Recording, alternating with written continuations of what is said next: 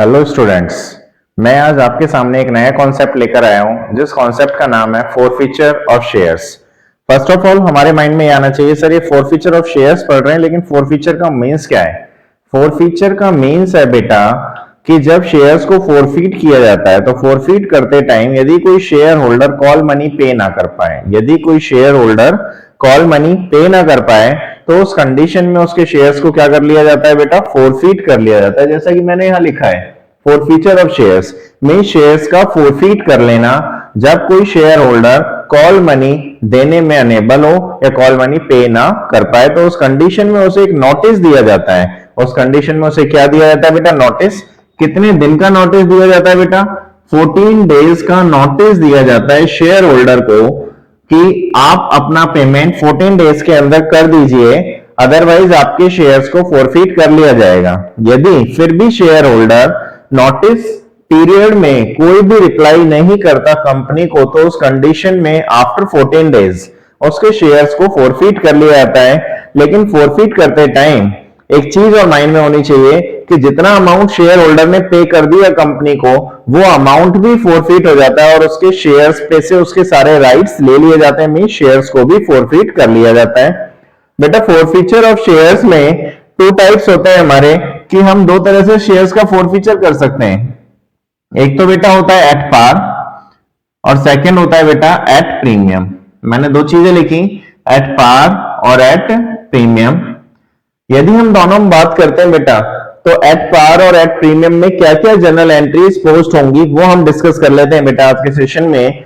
कि जिस time forfeit किया जाता है शेयर्स को और एट पार पे होता है तो हमारी जनरल एंट्री पास होती है बेटा, ध्यान से समझना, share capital account debit, share capital account debit to share call. Share call मैं इसलिए लिख रहा हूं बेटा, मान लो अलॉटमेंट पे ना किया हो या फिर फर्स्ट कॉल पे ना किया हो, उन सभी के लिए मैंने टू शेयर कॉल लिखा। या फिर इसकी जगह आप एक वर्ड और यूज कर सकते हैं, इसकी जगह आप यूज कर सकते हैं to calls in arrear, to calls in arrear account, to calls in arrear account.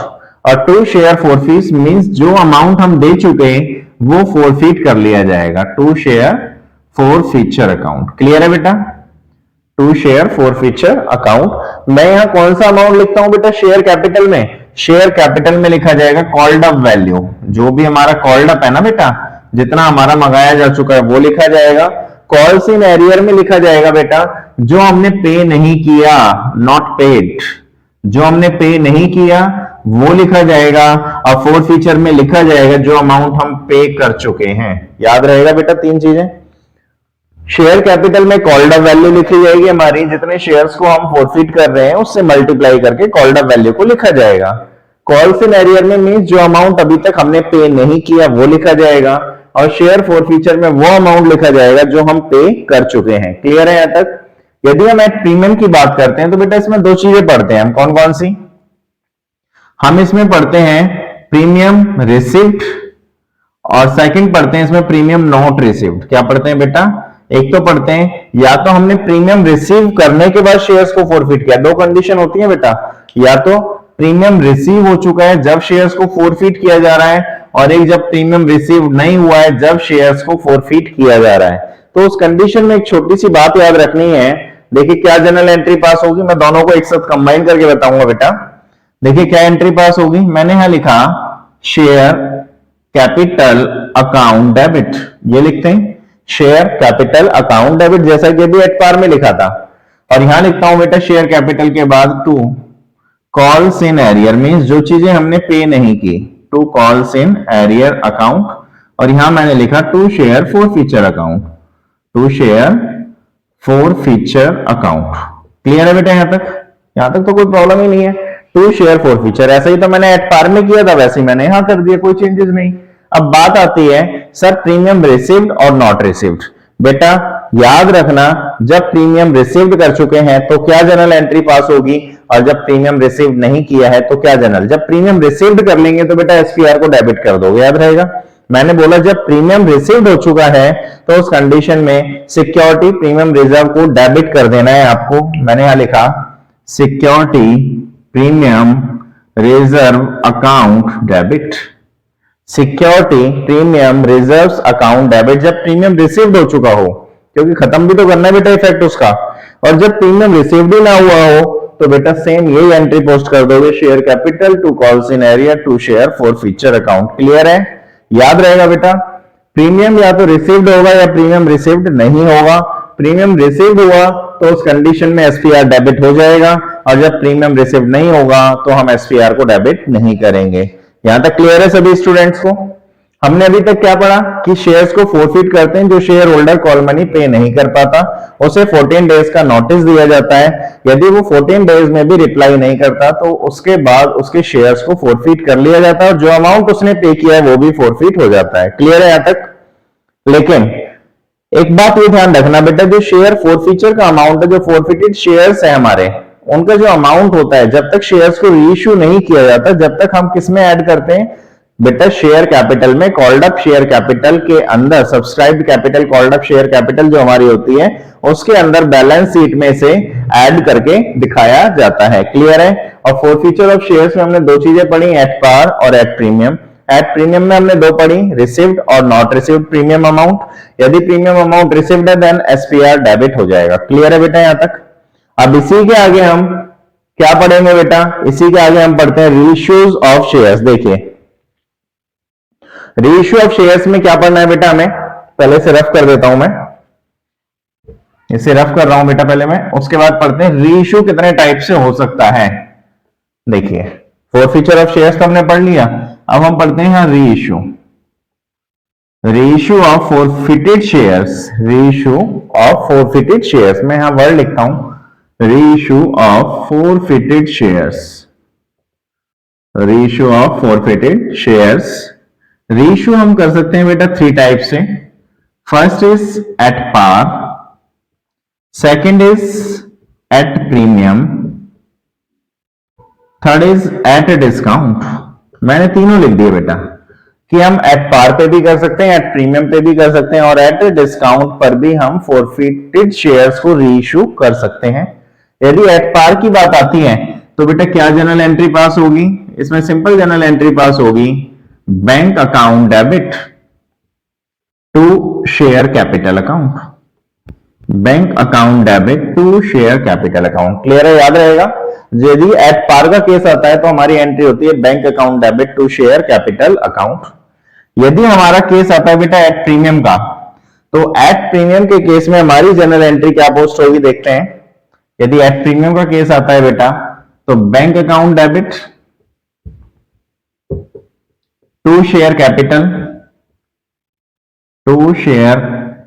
Account, और नेक्स्ट आता है to security premium reserves account, to security premium reserves account. Clear है यहां तक? और यदि थर्ड केस की बात करते हैं, थर्ड केस क्या है बेटा हमारा, एट डिस्काउंट। इस एट डिस्काउंट की यदि हम बात करते हैं तो बेटा क्या जनरल एंट्री पोस्ट होगी देखते हैं। सिंपल जनरल एंट्री पोस्ट होगी इसकी, बैंक अकाउंट डेबिट,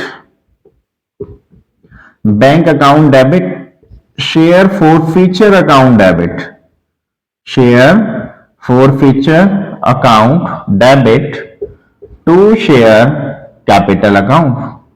याद रहेगा बेटा, bank account debit share forfeiture account debit to share capital account in the case of reissue of forfeited shares at discount.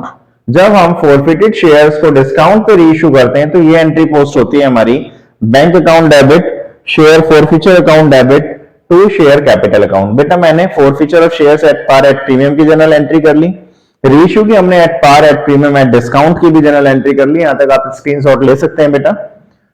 इसके बाद हमें बेटा क्या पढ़ना है, हमने एक एग्जांपल लिया है बेटा, यहां देखिए स्क्रीन पर देखिए, यहां एक एग्जांपल लिखा हुआ है, मैं पढ़ देता हूं आपके सामने एग्जांपल। X limited forfeited 300। बेटा एक्स लिमिटेड ने कितने शेयर्स को फोरफिट किया, 300 शेयर्स को, ऑफ ₹10 इज 10 रुपए का एक शेयर है। फुल्ली कॉल्ड अप, यहां लिखा हुआ है ना बेटा, fully called up held by Ram for non payment of allotment money of ₹3 पर share and first and final call money of ₹4 पर शेयर। मीन्स मिस्टर राम ऐसे हैं जिन्होंने ना तो अलॉटमेंट मनी पे की, ना first and final call money pay की।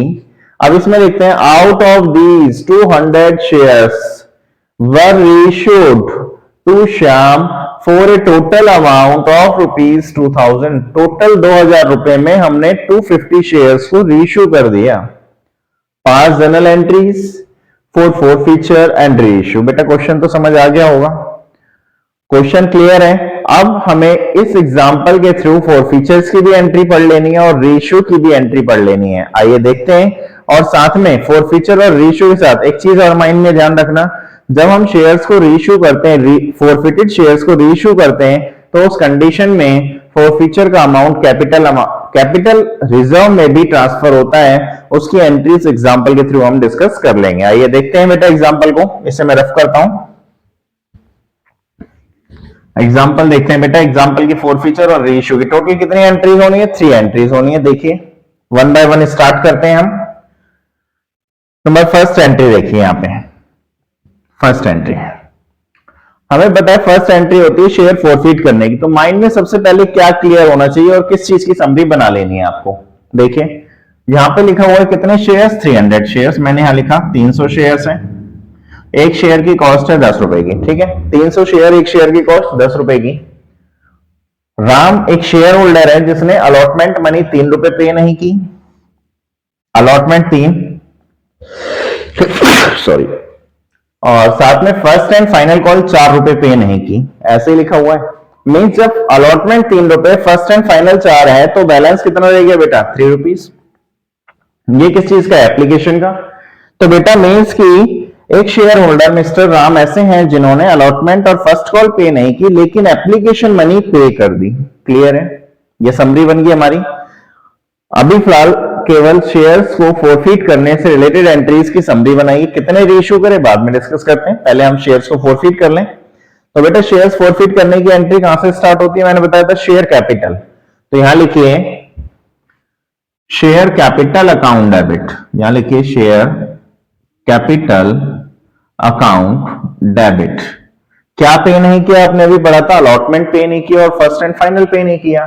तो बेटा जो पे नहीं किया उसे लिखिए टू शेयर अलॉटमेंट अकाउंट और to share first and final call.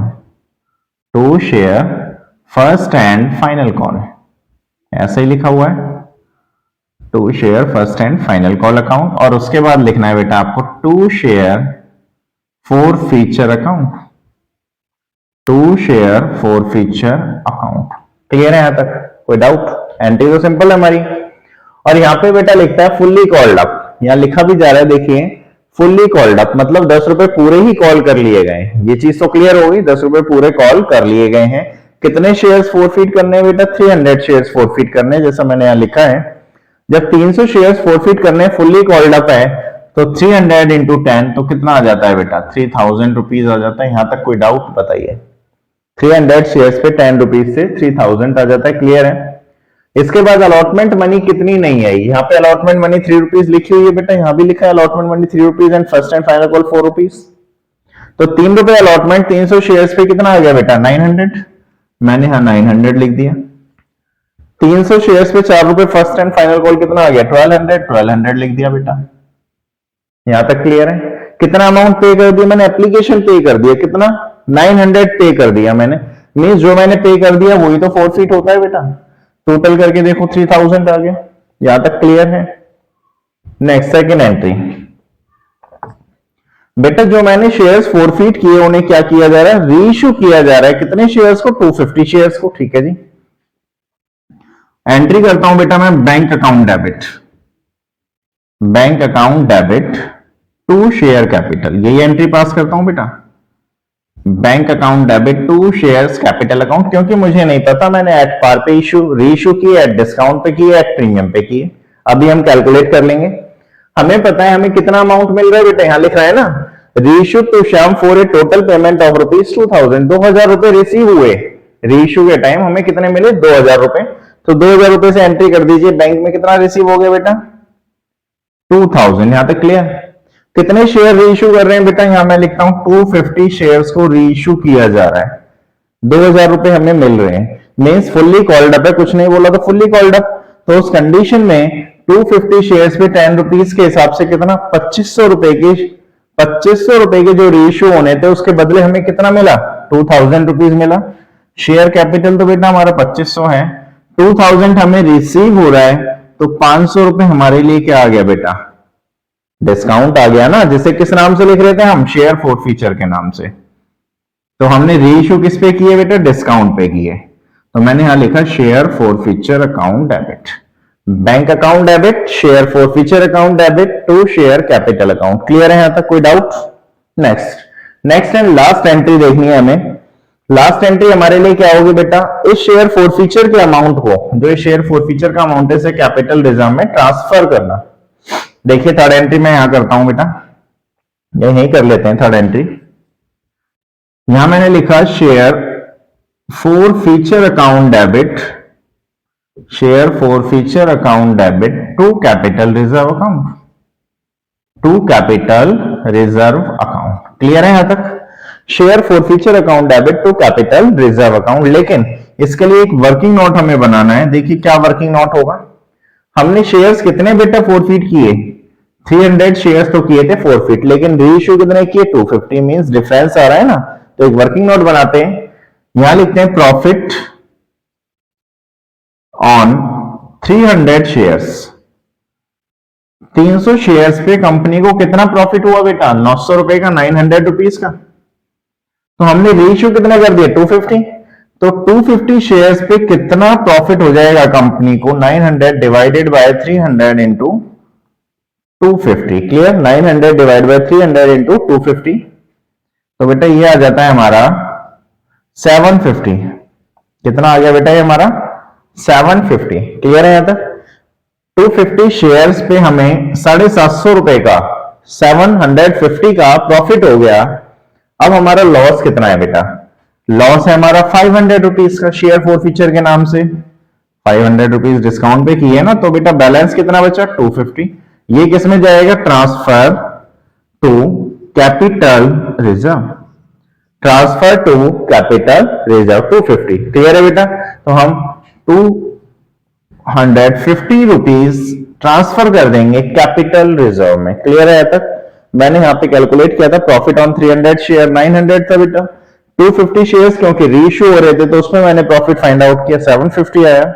Loss मेरा इधर कवर हो रहा था 500 का, तो बेटा मैंने लॉस 500 का, क्योंकि 250 पे प्रॉफिट 750 है, तो 250 पे लॉस कितना है बेटा 500 का, तो 500 का लॉस मैंने माइनस कर दिया 750 में से, तो बैलेंस कितना बचा 250। Then transfer to capital reserve 250 rupees. Clear है यहां तक? एक एग्जांपल के थ्रू मैंने फोरफीचर और रेशियो से रिलेटेड सारी एंट्रीज आपको क्लियर कर दी हैं, लेकिन इसमें एक बात और मेरे को आपको बतानी है। क्या? यहां तक बेटा स्क्रीनशॉट ले लो एक बार, और उसके बाद हम डिस्कस करते हैं। स्क्रीनशॉट ले लीजिए सारे स्टूडेंट्स, ले लिया होगा सभी ने? रफ कर दूं? आइए देखते हैं, ये मैं रफ करता हूं बेटा।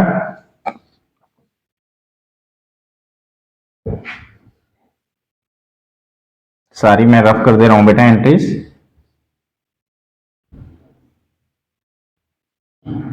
ये एग्जाम्पल भी मैं रफ कर दे रहा हूं बेटा,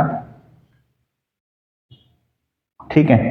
मेरे को डिस्कस क्या करना है इसमें? डिस्कस करना है बेटा मेरे को मैक्सिमम, मेरे को यहां डिस्कस करना है maximum permissible discount of reissue of shares, reissue of share, maximum permissible discount of reissue of share, ये डिस्कस करना है मेरे को। क्या है ये maximum permissible discount and reissue of shares? बेटा जब भी हम शेयर्स को रीइश्यू करते हैं, कई बार क्वेश्चन में लिखा आता है कि मैक्सिमम परमिसेबल डिस्काउंट देना है शेयर्स को रीइश्यू करने के टाइम, तो स्टूडेंट कंफ्यूज हो जाते हैं कि सर ये मैक्सिमम परमिसेबल डिस्काउंट परसेंटेज तो कहीं गिवन नहीं है, लॉ में कहीं लिखा नहीं है, कोई परसेंटेज फिक्स है नहीं, तो बेटा हम मैक्सिमम परमिसेबल डिस्काउंट कितना दें?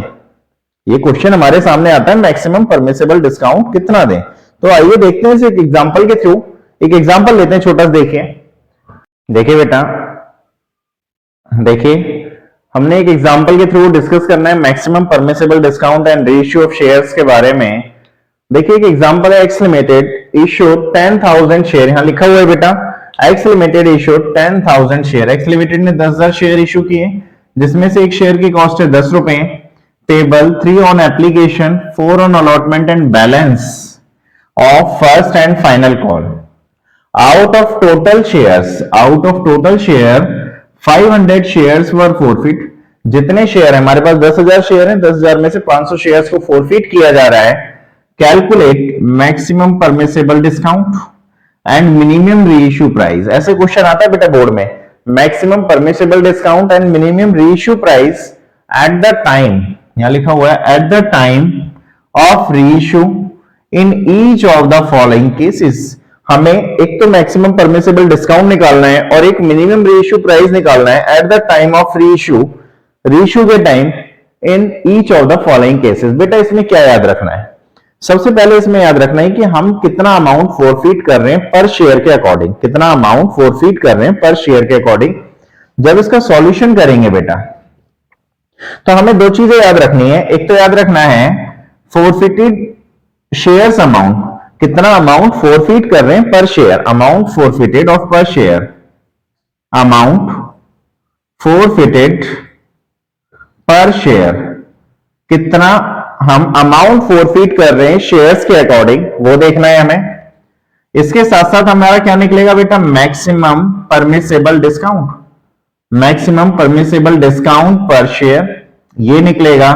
और साथ में क्या निकलेगा, मिनिमम रीइश्यू प्राइस। क्या निकलेगा बेटा, minimum reissue price, minimum reissue price पर शेयर, ये चीजें निकलेंगे। क्लियर है बेटा। तो देखिए बेटा फर्स्ट केस कहता है if shares were forfeit, shares को फॉरफिट किया गया, non payment of first and final, first and final पे नहीं किया, तो बेटा पे कितना कर दिया, 3 रुपए एप्लीकेशन, 4 रुपए अलॉटमेंट, 7 रुपए पे कर दिया। जितना पे कर दिया उतना फॉरफिट होता है ना बेटा। तो बेटा 3 रुपए तो हमारा एप्लीकेशन का, 4 रुपए हमारा अलॉटमेंट का, total 7 rupees per share, 7 rupees per share क्या हो जाएगा बेटा, फॉरफिट हो जाएगा। और माइंड में एक चीज क्लियर कर लेना, जितना हम फॉरफिट कर सकते हैं उतना ही हम मैक्सिमम डिस्काउंट दे सकते हैं बेटा।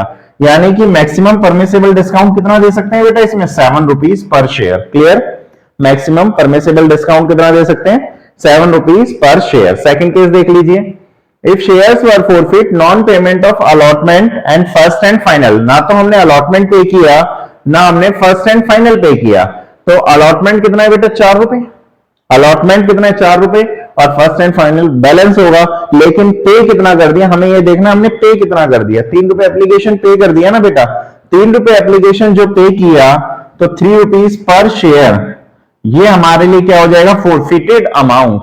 मींस हम 3 रुपए के हिसाब से उस शेयर होल्डर का अमाउंट फॉरफिट कर लेंगे। तो मैक्सिमम परमिसिबल डिस्काउंट भी कितना हो गया बेटा, 3 रुपीज पर शेयर। यहां तक क्लियर है, मैक्सिमम परमिसिबल डिस्काउंट कितना हो गया, 3 रुपीज पर शेयर। अब हमें क्या निकालना है बेटा, मिनिमम रीइश्यू प्राइस निकालना है। क्या निकालना है, मिनिमम रीइश्यू प्राइस। तो बेटा हमारे शेयर की वैल्यू कितनी है, 10 रुपए, 10 रुपए में से 7 रुपए का हम डिस्काउंट दे सकते हैं, तो मिनिमम रीइश्यू प्राइस कितना है बेटा, 3 रुपीज पर शेयर। कितना है बेटा, 3 rupees per share. Second case में हमारा मिनिमम रीइश्यू प्राइस कितना हो जाएगा बेटा, 10 - 3 यानी कि 7 रुपीज पर शेयर। क्लियर है बेटा। Maximum permissible discount and minimum ratio price, board exam में काफी बार ये क्वेश्चन पूछ लिया जाता है कि मैक्सिमम परमिसिबल डिस्काउंट क्या होगा या मिनिमम रेशियो प्राइस क्या होगा, तो आप लोग बेटा कैलकुलेट कर सकते हो इजीली। ओके स्टूडेंट्स, आज का सेशन हमारा यहीं तक था, आगे नेक्स्ट वीडियो लेकर आएंगे। आप जो भी आपको वीडियोस चाहिए फर्स्ट प्रायोरिटी पे, तो बेटा वो कमेंट बॉक्स में जरूर बताएं। उसके बाद आप इससे रिलेटेड सारे क्वेश्चंस आप ट्राई कर सकते हैं। Okay students, thank you.